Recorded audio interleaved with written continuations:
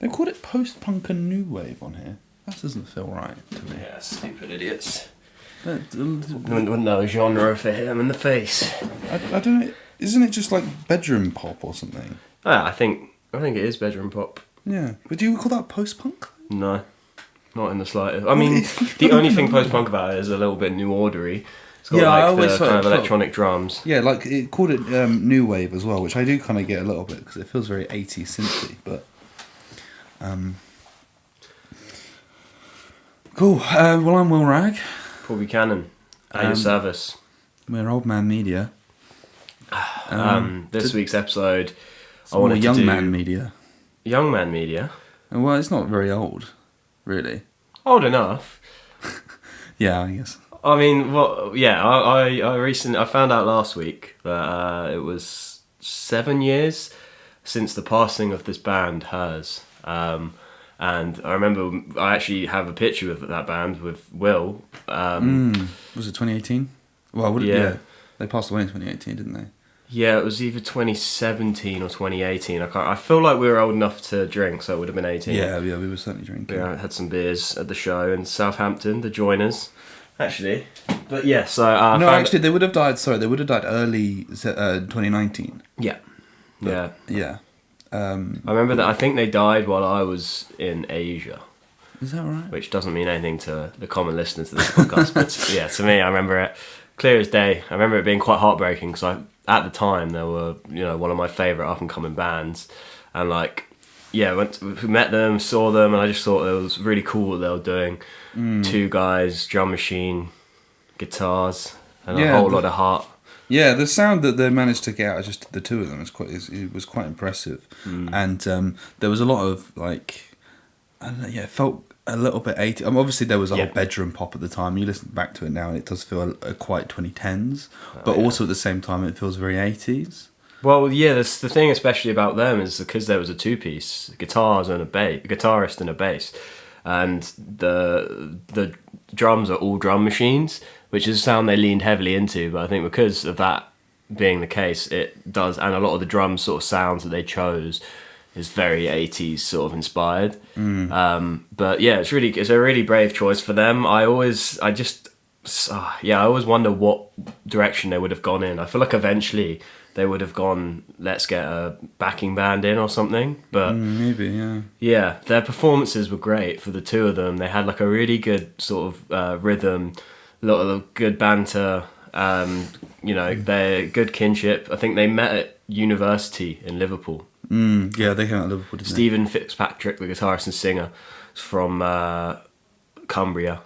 And the bassist, Auden Larding.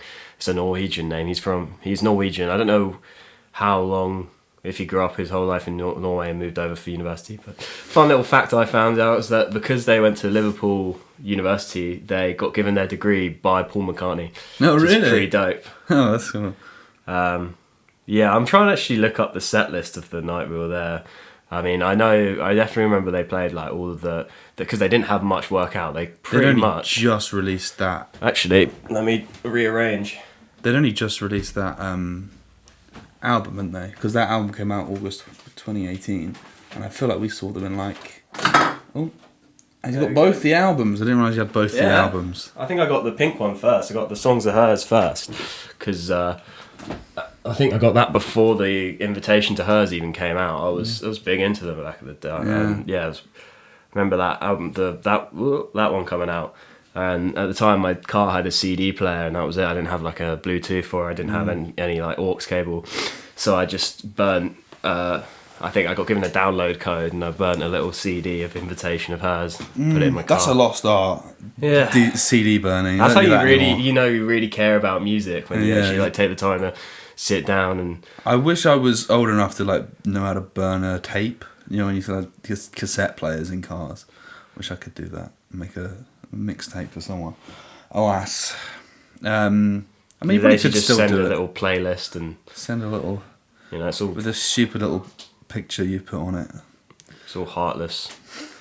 I think there is still heart in it. There's still you're still taking the time to do it, but it doesn't take as much time.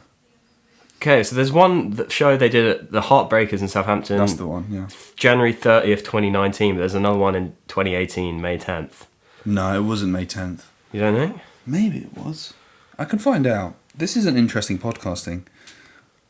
Yeah, I posted it in January 2019, so it would have been the 2019 show. All I can find on this website I've got, which is called Concert Archives, is it's got one attendee, Joe Wright.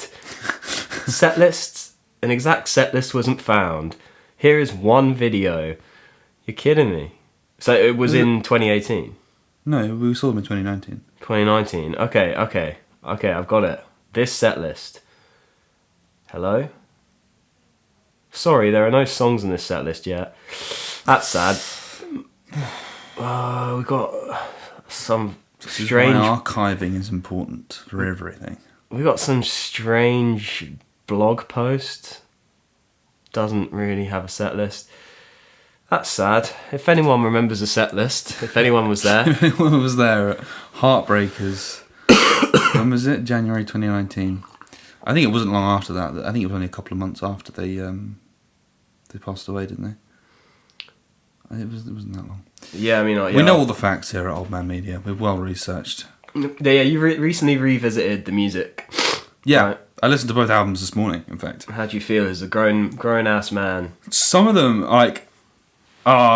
just like, it's so good. There's so much joy in them. There's like that. I think it's really hard to say you've outgrown. Like, I don't think there was bedroom pop, and I listen to some of the bedroom pop now, and it is a bit just like, oh yeah, this was really brings me back to a time and a place, and I don't think it's really aged that well.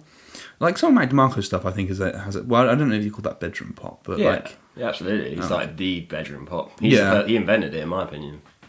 I mean, I think bedroom pop can cross over with like lo-fi recordings and stuff. Like we did the episode on Bill Callahan. He started out recording lots of stuff at home. Wouldn't call that bedroom pop. No. But yeah, there's a certain sound to bedroom pop that's not. But there is still like there was this joy in it, and there was this little. Like the songwriting's really good. The one line that I always remember and I still think about is. Silkskin lovers dance with diamonds in their hands. I mean, like, cool. Is that from Cool With You? Yeah. Cool With You. Yeah. That was the first song I heard by them, and I remember just being blown away by the music. By it kind of like starts off as one song, and the bass is so good. Like I think the bass makes all of the music, and it makes the fact they've got a drum machine work because it adds the human rhythm and element and backbeat. And he's so fucking good. Like just infectious little melodies. It's kind of like 60s. Pop bass line sensibilities, that kind of session bass, like the Wrecking Crew, Carol Kay kind of stuff, like who played on Beach Boys stuff, and that kind of vibe, but just like to a modern like spin on it. And yeah, it's really technical, but also really like serves the song. So yeah, very impressive bass playing on a lot of these tracks, all of these tracks, I'd say. Yeah, like every song has a well thought out bass line, and he's like. But yeah, Cool With You, first song I heard, and then it goes into that samba kind of it's so funny because it is just like this drum loop that anyone would have on their own, like practice, because electronic drum kits actually started out as just ways to practice to beats. So it was like my granddad had this like rhythm, it was called a rhythm maker, and it was just so he could like practice stuff. It had like 8 different beats on there, and you had a tempo thing, you could speed up or slow it down. And like there's one preset on there that was like salsa, and it was like, and then that's literally what's going. And they open their hands and second half of the song where it gets a little bit. Yeah, you're doing a lot with very little. I think is definitely what it feels like they're doing, and in a very good, like not in like a demeaning way, but in like a very like this is a great album that. I guess it's just under 10 years since that came out. So, I mean, 10 years later, I think it's aged pretty well.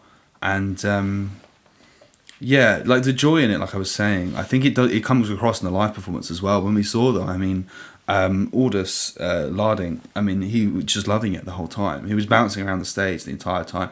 They were so gracious when we met them afterwards. He was always moving, wasn't he? He was like, cool, bouncing having a along boogie. with the song. It's just fun because it's a bit awkward. You've got 2 guys playing with a drum machine, but then it is like kind of danceable music. And I think if you don't have that, then I don't know. It does kind of fall flat. Like the energy in the music doesn't translate if you don't have that. And obviously, Stephen's got to sing and play these intricate guitar parts at the same time. So it's like how much he does his best, but he's got to be glued to the mic. Like he can't do. And then you just got him just going crazy with his little dance moves, boogie boogie. Yeah. No, it was good. I really enjoyed the music. I think there's some weak spots on Invitation to Hers, but really, yeah. I mean that in a way that there was room for improvement for them. I think they could have done a lot more and a lot better. Obviously, if their life wasn't tragically ended abruptly, and I would have certainly a band I would have liked to have seen grow. I'm interested. What do you not like on Invitation to Hers? I think some of the songs do get a little repetitive, and some of the drum beats could have changed something up. That's what I mean. I feel like they couldn't have done that forever with the same sort of 80s style drum. Like, there's only so much you can do with those, so they would have had to go in a direction at some point. And it would have been interesting to see what they would have done. Just burped into the microphone as you said that. Trying to give a eulogy here, and it's just. No, I think it was really good. Yeah. Do you see any difference between the first EP and or I guess it's an album? I guess it's an album. The first album and the second album. Only in the sense that like the second album feels like they have a concrete style. I think the first album feels a bit more like a little bit all over the place, and it feels. You can definitely tell in the second album that they've recorded it in a studio, as opposed to the first album feels like it was recorded in a bedroom. I know that they had a producer for both the albums. It has the same guy. And I think they recorded a lot of it on laptops and like made their own demos and kind of like sent him the stems, and he would mix from those. It's my impression of how that mixing went on the first album, especially. I mean, the second one it could have been recorded from home as well, but yeah, I mean I don't know, but it feels that way to me. It feels a lot more defined and a bit more what's the word, concrete in what they're trying to go for. Yeah. I mean, there's the Mac DeMarco stuff going on. There's a lot of that. But there's also a bit of Ariel Pink, I think they're influenced by. Is the Love on... I remember when Love on the Line came out, and I thought that's like them kind of... even like the chorus, or like the vocal style, it sounds like he's doing an Ariel...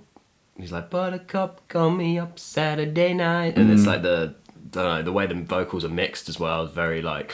reminiscent of Ariel Pink, who was also, I guess, he's bedroom pop. He recorded a lot of stuff at home, shitty quality stuff. Same. Shame about what happened to Ariel Pink though. Yeah, I mean, we could get into that on another day. But wasn't he at the Jan 6? Yeah, he was at the Capitol riots with John Moore's. John Moore's career hasn't seemed to tank nearly as hard, but it's because Ariel just kicked back on social media and was like, he kind of dug his own grave a little bit, didn't he? Yeah, and he got dropped for his record label, and then I don't know. Wasn't there some sexual harassment? Let's not spread misinformation here. I thought. Yeah, let's not do what we do every single episode. Just make up a rumor about someone. But I heard he's actually a CIA asset, and that's why he was there. I mean, I don't know, maybe I'm going to regret going out on record and saying this, but I don't think being at the Capitol riots is that bad, especially in this day and age where the fucking man who orchestrated them literally runs the US. Like, people still hold hate for him against it, yet there's way worse things getting put into place by, other people in the world that, I just think it was a very reactionary thing to do, to drop him from the record label. I think it's a very reactionary thing from a lot of fans to just, like, debase him, and I just think, like, yeah, I don't know. This is the day and age we live in, and just get over it. Fucking. Yeah, I mean, I think I wouldn't be in the Capitol. I don't believe in that. But why should someone's entire life and career be fucked over for their political beliefs, which ended up kind of falling into place anyway? So. You know, all right. I'm not saying he's on the right side. I'm saying he's on the wrong side of history, but I'm saying that wrong side of history is now in power in America. So say what you will about that, but I mean, this is supposed to be an episode about hers, but let's just for a second, right? What happened on Jan 10th was, or Jan 6th, sorry, was the same thing that like the US is like wants to happen in say like Cuba now. Yeah. And like they're encouraging them to like rebel against their own government, and it is what happened there. And Donald Trump again is kind of egging them on to do it. Do I think it's right for them to go and threaten AOC and threaten Nancy Pelosi, and them to like have to be running for their lives? Like, no, I think politicians should answer to the people. I don't think their lives should be in danger. Do you remember that guy with the bearskin? Yeah. He's like, did you hear about the guy that tased himself in the balls and died? There's only one guy that died. There's only one guy that died that day, and he tased himself in the balls. Oh, shouldn't be laughing really. A man's life. It's laugh. But he tased himself in the balls. What a way to go. Just get some. We need to get a soundboard. We need some like springs. Boing. Yeah, I mean the guy that dressed like a bear was pretty cool. He looked like a bandit from Skyrim. I think he thinks he looked cool. I think he looked like a fucking idiot. No, he just looked like an idiot. But he looked like a bandit from Skyrim. Ariel Pink, everybody. But yeah, there's a bit of Ariel Pink influence on hers. Yeah, no, I see that. There's Tears for Fears, I guess, is the 80s vibes that I hear through a lot of it. Yeah, I feel a bit New Order. You got his vocal range. He's very low. He's got like, and then he jumps up falsetto really high, which is kind of unusual. But yeah, I really love. What I would say, sorry, what I would say that I missed on the second album as opposed to the first album is songs like Cool With You, where he does do that stuff with his vocals a lot. I think that's really good. I think maybe they don't do it as much on the second album. Yeah, I mean his vocal style is very like kind of, it jumps around a lot. It's not the same in from song to song. It kind of like adapts itself to each song, which is really cool, and it shows his talent. But yeah, he had quite a range. Does get to I do feel like there is like song to song, it can feel a little bit unsure of which direction it's going. But that's the, I mean, it's one of the saddest things about this band is that there's all of this potential and obviously so much raw talent there. And yeah, a love for music and a joy for doing it and writing songs and pop music and all the influences that go into it. Like the bass playing, the guitar playing. I love the song Blue Lips. I think that's one of my favourites by them. I love the bass line and the chorus. Feels very reminiscent of Blue Jay Way by the Beatles. Yes. Yeah, okay. Yeah, I got that. And kind of same sort of rhythms and styles. And it's weird because obviously they've got these 80s drums in there, but then they also are very influenced by like 60s melodies. And I've had a playlist made by them that was just like a load of deep cuts. It was like songs by, I don't know, like just like... There was some Ariel Pink in there, but there was there's really good deep cuts. I learned about this guy Emmett Rhodes. I never heard. He's like the one-man Beatles. He recorded all this stuff from home in the 70s, and it just sounds like Beatles songs, but really cool, really well produced, really well written. There's like song Somebody Made For Me. It's a really, really catchy little like 60s pop song, and yeah, he recorded all this music, never really got big, and then got kind of discovered later on. And then he released an album in 2016 called like Rainbow Never Ends, which I've not listened to, but apparently it's like a little bit more psychedelic and out there and kind of reflecting on his life and the fact that he's, lived a whole life unknown and then got famous and then. But So he released some stuff in the 70s, left music, and then released something else. He was just like made a load of stuff. Don't know what happened. Don't know how he went about releasing it. Don't know what, but he just no one listened to it or no one really picked up on him, and then kind of I think for an internet following, which is the same thing as this song "Baby" by Donny and Joe Emerson that was covered by Ariel Pink. But it's like there's this Donny and Joe Emerson, these two brothers, and their dad basically just like fucking put a bet on them almost. He just gave them $1,000 to record an album, and like some of it's a bit cheesy, but some of it's really cool. There's that song "Baby," oh baby, dun, dun, dun, dun, dun, dun. It's just 2 chords, but it's a nice little song. And then there's "Good Time" as well. There's another song by them off that album. But the album cover's really goofy. They're wearing these like Elvis suits, and they've got these really weird like 70s kind of like like not mod, but you know, where they've got like the 70s kind of like flat fringe, and then low down here, kind of like Neil Young-esque kind of haircuts. No, I haven't seen that. Have I told you my favourite album cover? It's also another brother duo called the Leuven Brothers, who were like this country like harmony group. Have you ever heard of like what's that Blood? When people have sung together for like their entire lives, that they know each other's like vocal range like inside and out. Blood something. God, I can't remember now. But anyway, they were really good, and they were so good together. But they have one of probably the worst album covers you've ever seen in your life. You might have actually. The album's called Satan Is Real. I'll show it to you. But it's like that's real. So that was like something out of South Park. That was obviously released in 1960, and so that's all practical effects they're using there. They went into like a junkyard and just like started lighting tires on fire. Oh yeah, kind of like 28 years later, Blood Temple style. Yeah, there was another artist on their playlist that hers made called Peter Ivers, I think his name was. He was like a sort of one-man band kind of guy, recorded loads of stuff, was a bit unknown. I think kind of passed in similar circles to Arthur Russell, I think I'm getting that right. But like, yeah, just kind of like little, and then like he killed his wife or something with a hammer. I'm hopping in now just to say that I got this all completely wrong. I completely misremembered the story, but Peter Ivers was actually the one that got hammered, so I don't want to smirch his legacy. He was killed by someone with a hammer, and the killer was never identified, so it's a pretty crazy way to go.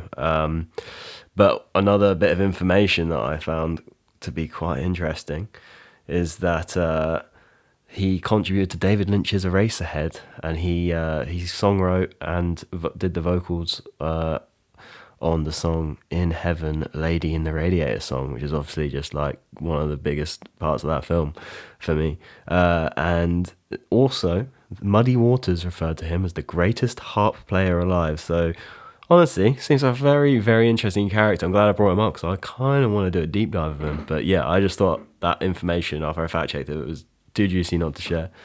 But he was like kind of like this goofy pop guy. I almost want to say he's got kind of Tiny Tim energy, and he kind of sings a little high. And he's got this biggest song's Miraculous Weekend. And it's got like some drum machines, and it's kind of like some whimsical singing. And you listen to it, and you're like, this. I can see why this inspired hers. You know, it's like really, really like cool songwriting. And then he has a little harmonica solo that feels a little bit like out of place over this drum machine, but it just works. Definitely give that a listen. And that album, I can't remember what it's called, the one it's off, but there's another song on there. It's really good, and yeah, just a good little deep dive. But yeah, they introduced me to a lot of music when I was younger, and I really just appreciated their kind of approach to music and pop songwriting, and you know, doing a lot of a little, like there's that sort of quote about creativity where it's like limitations actually kind of open you up. I feel like hers would totally that kind of group or that kind of approach of like creativity of just like they're limited by the drum machine and the two of them, but then they're just like, right, how are we going to make this interesting? And then they just, you know, flew away with it, in my opinion. But yeah, one of my favourite live performances by them is, it's on YouTube. It's like a little live session they did at Granada Studios. You should check it out. It's got some like interviews with them. You kind of really, it goes between songs and then just like interviews with them, kind of radio style almost, but you really kind of get their personality come through. And they're just like kind of cracking jokes the whole time. They've got this comedy duo kind of thing going on. There's a bit they talked about when they met at university and they just instantly hit it off, and then they said they stayed up till like 2 a.m. making a YouTube video. And they're like, if you're good enough YouTubers, you'll be able to find it. It's called something, I think it's called Pool Water, and then it's hers in Korean. And I tried to look it up like 4 or 5 years ago and I couldn't find it. And then now, because they obviously since they've passed, they've kind of amassed a cult following, and people have unearthed it. I managed to find it in one search earlier. It's very 2014 DeMarco. They've got kind of plaid shirts, little toques, like those little beanies, like really rolled up, which was they used to kind of wear sometimes, especially the order, the bassist, and they're kind of being goofy guys, and they're eating a meal deal on a bench, and you're like, yeah, this takes me back, man. Yeah, back when meal deals were less than £3. And then their music does really take me back to the time in my life. That's why even though that's quite recent, it makes me feel like an old man talking about it, because it's like I just remember like when I first started being able to drive, and I had that album I burnt from the Invitation to Hers, and I just remember being quite formative. It does feel like a lifetime ago. Yeah. God, sorry, I've really depressed you there. Do you remember meeting them? I do remember. I had gone to that same venue like a month or 2 months earlier and gone to see a guy, Willie J. Healy. Yes. And I had hung around afterwards and met him, and I think I said to you like, oh, I met Willie J. Healy afterwards, maybe we should stick around and see if we can meet them. And then I remember they came out afterwards. Everyone else had left basically, but we were still stuck around. This is the two nerdy guys. And I mean, I hadn't listened to them that much at that point, but you were a big fan. Do you remember how nervous I was? This is my next thing. I remember you just straight away going, "Oh, guys, I really love you." And they were both like, "Yeah, cool, man." Like they were really nice. They were really nice to me, even though I was being so lame. That was like a real growing point for me. I was like, right, I need to just be fucking chill when you meet people. It must be really cool. Hey guys, I really love you. Yeah, doing it. And I was there, kind of like, yeah, guys, that was a great set. Because I didn't really have that same like kind of starstruck moment. 'Cause I hadn't really listened to them as much. But you didn't care about them at the time, I don't think. Well, not as much as I did. I remember they used to play. They used to have this Pierce Brosnan cut out behind them. Oh yeah, that was it. They had Pierce Brosnan. Was it them that asked everyone to like crouch down on the ground during the set, or was that Willie J. Healy? Because I remember doing that. Maybe, yeah. I don't know. It's a thing that people do. I've been at a few shows where they do that. But we were a bit late, weren't we? I remember because the train was late. And we got in, and then everybody's crouching down or something. I feel like I remember that. Maybe I made that up. Oh man, if we were late, that sucks because we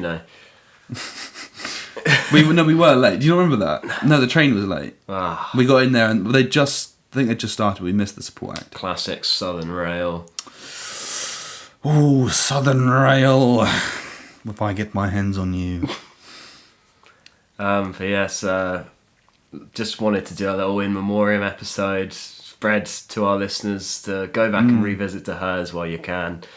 And while you can, what's going to happen to it? We're all going to die one day. Yeah, I thought this is a very you never know when it might be your last time to get in touch with your mortality episode. But no, just also remembering the joy that they brought in times like these where it feels like maybe that's missing from the landscape. I'm not bringing it. Don't look at me. Paul's music's depressing as fuck. Yeah, my music's fucking but have I told you I'm going to be on radio in a minute? When? I'm going to be on the radio in a bit.